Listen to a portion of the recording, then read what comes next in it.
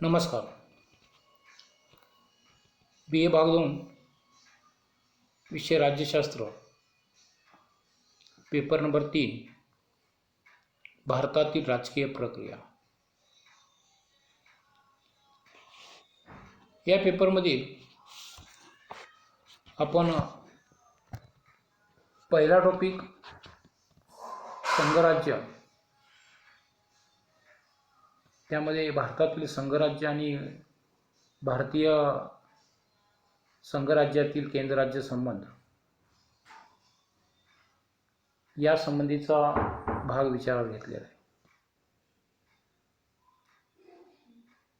त्यानंतर आपण पाठीमागील काही तासांच्या मध्ये दुसरा टॉपिक भारतातील निवडणूक प्रक्रिया, त्यामध्ये निवडणूक आयोगाची रचना आणि कार्य हा भाग पाहिलेला आहे. यानंतर जे निवडणूक आयोग आहे, या निवडणूक आयोगाला जे स्वातंत्र्य आहे तो भाग विचार घेणार आहे. भारतामध्ये भारतीय राज्यघटनेच्या 324 ते 328 या कलमांच्याद्वारे राज्यघटनेमध्ये निवडणूक आयोग किंवा निवडणुकीच्या बाबतीत निवडणूक आयोग असेल, प्रादेशिक मतदारसंघ असेल, प्रौढ मताधिकार असेल, प्रौढ मताधिकारानुसार मतदार याद्या तयार करणं असेल, निवडणुका घेणे असेल किंवा निवडणुकीसंबंधी कायदा करण्याचा संसदेचा अधिकार असेल, या संबंधीच्या तरतुदी केलेल्या आहेत. भारतीय राज्यघटनेच्या 324 या कलमानुसार भारतामध्ये खुल्या व स्वच्छ वातावरणात निवडणुका व्हाव्यात आणि त्या निवडणुका पार पाडण्याची जबाबदारी म्हणून निवडणूक आयोगाची निर्मिती करण्यात आलेली आहे. या निवडणूक आयोगाची रचना जर आपण पाहिली तर तारखंडे समितीच्या शिफारशीनुसार आज निवडणूक आयोगात 3 निवडणूक आयुक्त असतात. त्यामध्ये मुख्य निवडणूक आयोग आणि आयुक्त 1 आणि सहाय्यक निवडणूक आयुक्त 2 असे एकूण 3 निवडणूक आयुक्त असतात. त्यांची नेमणूक राष्ट्रपतीकडून केली जाते. या निवडणूक आयोगाकडून निपक्षपातीपणे, निर्भीडपणे निवडणुकांचे कार्य व्हावे ही अपेक्षा घटनाकारांची होती. त्याचप्रमाणे या निवडणूक आयोगाला काही स्वातंत्र्य असणं आवश्यक आहे, कारण निवडणूक आयोग हा एक स्वतंत्र कार्य करणारा विभाग म्हणून विचारात घेतला असताना या निवडणूक आयोगाला स्वातंत्र्य काय असणं आवश्यक आहे, या दृष्टिकोनातून आपण आज निवडणूक आयोगाचे स्वातंत्र्य हा भाग विचारात घेणार आहोत. भारतीय संसदीय लोकशाहीत निर्वाचन आयोगाला अनन्यसाधारण महत्त्व असलेले दिसून येते, कारण जगातील सर्वात मोठी लोकसंख्या असलेल्या देशातील निवडणुका घेण्याचे कार्य या निर्वाचन आयोगाला पार पाडावे लागते आणि हे कार्य करत असताना निवडणूक आयोगाला स्वातंत्र्य असणं आवश्यक आहे आणि ही निवडणूक पार पाडण्याचे कार्य निवडणूक आयोग करत असताना भारतीय शासन व्यवस्थेमध्ये निवडणूक आयोगाला महत्त्व प्राप्त झालेले आहे. सार्वत्रिक निवडणुका खुल्या वातावरणात पार पाडून लोकशाही मूल्ये जोपासण्याची महत्त्वपूर्ण जबाबदारी निर्वाचन आयोगावरती असते. अर्थात त्यासाठी निर्वाचन आयोगाचे कार्य स्वतंत्रपणे, तटस्थपणे, निपक्षपातीपणे चालणे महत्त्वाचे असते. सरकारच्या नियंत्रणापासून निर्वाचन आयोगाचे कार्य स्वतंत्रपणे होणे आवश्यक असते. सत्तारूढ पक्ष, विरोधी पक्ष आणि मतदार यांना विश्वासात घेऊन निर्वाचन आयोगाला निवडणुका पार पाडाव्या लागतात. प्रमुख निवडणूक आयुक्तावरती कोणत्याही प्रकारचे शासकीय नियंत्रण किंवा दडपण असता कामा नये.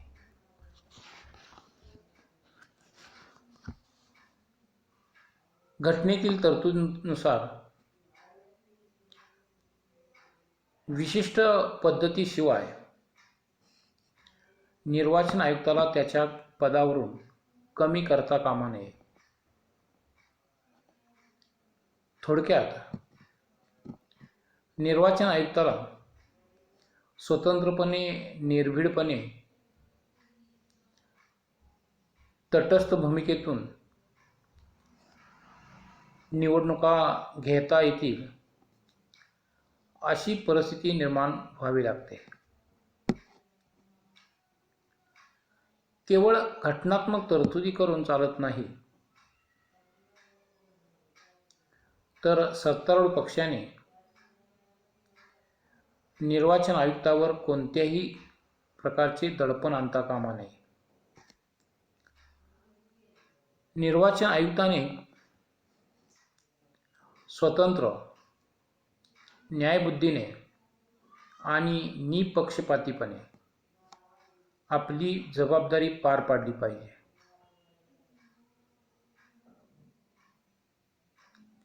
ऑक्टोबर 2002 मध्ये निवडणूक घेण्याची मागणी गुजरात सरकारने केली. दंगलग्रस्त गुजरात राज्यातील परिस्थिती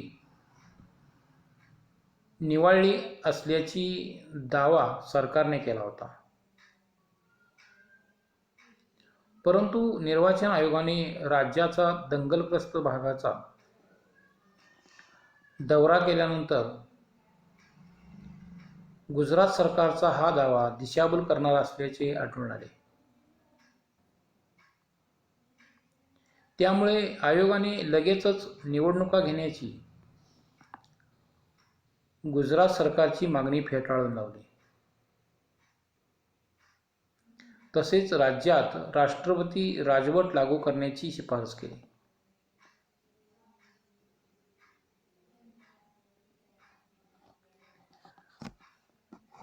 निर्वाचन आयोगाच्या या निर्णयाच्या वैधतेस आव्हान देऊन सरकारने राष्ट्रपतीकडे दाद मागितली. या प्रकरणातील घटनात्मक बाबींची पडताळणी करून सल्ला देण्यासाठी डॉक्टर APJ अब्दुल कलाम यांनी सर्वोच्च न्यायालयाकडे विचारणा केली. राष्ट्रपतींनी न्यायालयाला 3 प्रश्न विचारले आहेत. पहिला प्रश्न म्हणजे घटनेच्या 174व्या कलमानुसार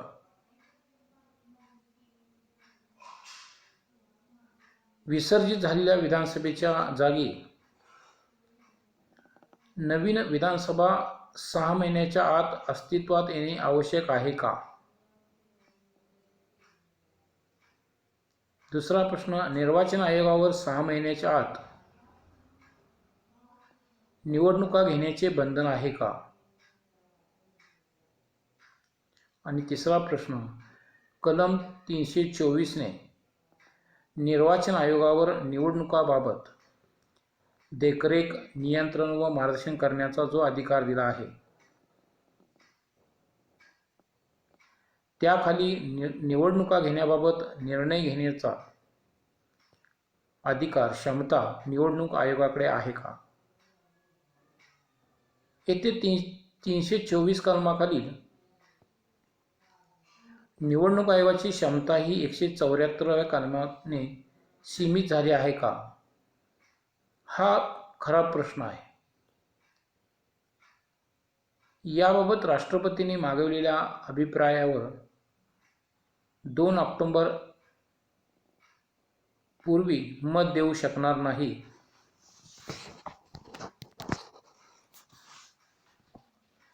असे सर्वोच्च न्यायालयाने सांगून गुजरातमध्ये नोव्हेंबर-डिसेंबरमध्ये निवडणूक घेण्याचा निर्वाचन आयोगाचाच निर्णय योग्य आहे असे स्पष्टीकरण दिले. निर्वाचन आयोगाच्या स्वातंत्र्यावरती मर्यादा घालणारी महत्त्वाची बाब म्हणजे जेरीमॅन्डरिंग पद्धती होय. सत्तारूढ पक्षाने अप्रत्यक्षपणे निवडणूक मंडळावरती मतदारसंघाच्या रचनेत फेरबदल करणे आणि विरोधी पक्षांचे सामर्थ्य कमी करून विजय मिळवणे यास जेरीमॅन्डरिंग पद्धत असे म्हणतात. भारतात काही प्रमाणात या पद्धतीचा स्वीकार केला जात असल्यामुळे निर्वाचन मंडळाचे स्वातंत्र्य धोक्यात आलेले दिसून येते. निवडणुका खुल्या वातावरणात होण्यासाठी राजकीय पक्षांनी आणि नागरिकांनी निर्वाचन आयोगाला सहकार्य देणे गरजेचे असते. कारण सार्वत्रिक निवडणुकीत अनेक प्रकारचे गैरप्रकार घडून येतात. सत्तारूढ पक्ष शासकीय वाहनांचा व सत्तेचा गैरवापर करतो.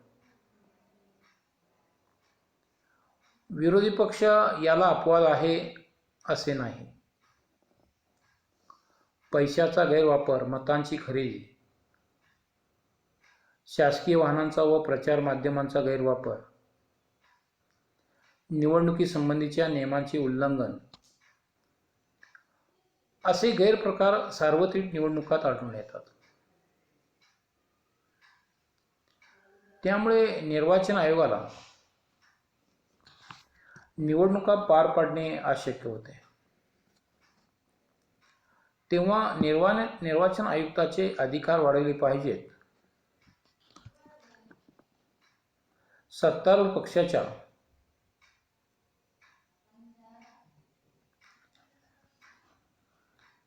निर्णयामुळे निर्वाचन आयुक्ताला निवडणुकीतील गैरप्रकाराबद्दल निर्णय घेऊन त्याची अंमलबजावणी करता येत नाही. कारण शासकीय नोकरवर्गाला सत्तारूढ पक्षाची जबरदस्त भीती असते. तेव्हा निर्वाचन आयुक्तांचे अधिकार वाढवणे नितांत गरजेचे आहे. राजकीय पक्ष, नागरिक आणि मतदानाच्या प्रक्रियेचे काम करणारे कर्मचारी यांनी निर्वाचन आयोगाला योग्य प्रकारे सहकार्य देणे अत्यंत महत्त्वाचे असते. निर्वाचन आयोगात एकच व्यक्ती सर्वश्रेष्ठ व सर्वाधिकारी असते. त्यामुळे काही वेळा निर्वाचन आयुक्तांच्या चुकीचे निर्णयामुळे निर्वाचन आयोगाचे स्वातंत्र्य धोक्यात येते. म्हणूनच निर्वाचन आयोगात एकापेक्षा जास्त प्रमुख अधिकारी असावेत. निर्वाचन आयोग बहुसंख्य सदस्य असेल तर निवडणुकीसंबंधीचे निर्णय अधिक चांगल्या प्रकारे घेतले जातील असे तारकुंडे समितीच्या अहवालात म्हटले आहे. तारकुंडे समितीच्या मते निर्वाचन आयोगाचे स्वातंत्र्य आणि निपक्षपातीपणा संशयातीत राहील अशा रीतीने निर्वाचन आयुक्तांची नेमणूक करण्यात यावी. भारतीय राज्यघटनेच्या कलम 324 पोटकलम 2 मध्ये प्रमुख निर्वाचन आयुक्त आणि इतर निवडणूक आयुक्त यांची नेमणूक करण्याविषयीची तरतूद आहे. निवडणुकीच्या वादग्रस्त प्रश्नाविषयी एकट्या प्रमुख निर्वाचन आयुक्ताने निर्णय घेण्याऐवजी 3 जणांच्या आयोगाने निर्णय घेणे निपक्षपातीपणा टिकवण्याच्या दृष्टीने अधिक उपयुक्त ठरेल. पंतप्रधान, विरोधी पक्षनेते आणि सरन्यायाधीश यांच्या समितीच्या शिफारशीनुसार राष्ट्रपतींनी निर्वाचन आयोगाच्या सदस्यांची नियुक्ती करावी असे तारकुंडे समितीच्या सुचवलेल्या आहे. त्यानुसार 1996 साली भारताच्या निर्वाचन आयोगाच्या प्रमुख निवडणूक आयुक्तपदी MS गिल आणि इतर निवडणूक आयुक्तपदी GV कृष्णमूर्ती आणि JM लिंगडो यांची नियुक्ती करण्यात आली. 2001 साली प्रमुख निर्वाचन आयुक्त JM लिंगडोह आणि इतर निर्वाचन आयुक्त म्हणून GV कृष्णमूर्ती GVG कृष्णमूर्ती व BB टंडन यांची नियुक्ती करण्यात आली. अशा पद्धतीने वेगवेगळ्या कालखंडामध्ये मुख्य निर्वाचन आयुक्त आणि इतर सहाय्यक निर्वाचन आयुक्तांची नियुक्ती करण्यात आलेली आहे. 2 डिसेंबर 2018 रोजी सुनील अरोरा यांची निर्वाचन आयुक्त म्हणून नेमणूक केलेली आहे. निर्वाचन आयोगाचे यश हे निर्वाचन आयुक्तांच्या कार्यक्षमतेवर व कार्यतत्परतेवरती अवलंबून असते. या संदर्भात TN शेषन यांचा उल्लेख करावा लागेल. 1990 ते 1996 या काळात ते प्रमुख निर्वाचन आयुक्त होते. भारतातील निवडणुका सुव्यवस्थितपणे, खुल्या वातावरणात, न्याय पद्धतीने आणि सचोटीने होण्यासाठी TN शेषन यांनी ठोस कामगिरी बजावून जबाबदार निवडणूक यंत्रणा रुजवली. त्यांनी लागू केलेल्या आचारसंहितेमुळे भारतीय निवडणुका अधिक स्वच्छ व खुल्या वातावरणात होऊ लागल्या आहेत. त्यामुळे भारतीय निवडणूक पद्धतीमधील दोषांचे काही प्रमाणात निराकरण करण्यात झालेले दिसून येते. भारतातील राजकीय पक्षांना आणि कार्यकर्त्यांना निवडणुकीच्या काळात चांगले वळण लावण्याचे कार्य श्री TN शेषन यांनी केले आहे. भारतीय मतदारांना निर्भयपणे, स्वतंत्रपणे आपला मतदानाचा अधिकार बजावता येऊ लागलेला आहे. अशा प्रकारे निवडणूक आयोगाचे स्वातंत्र्य हा मुद्दा या ठिकाणी आपण पाहिलेला आहे. थँक्यू.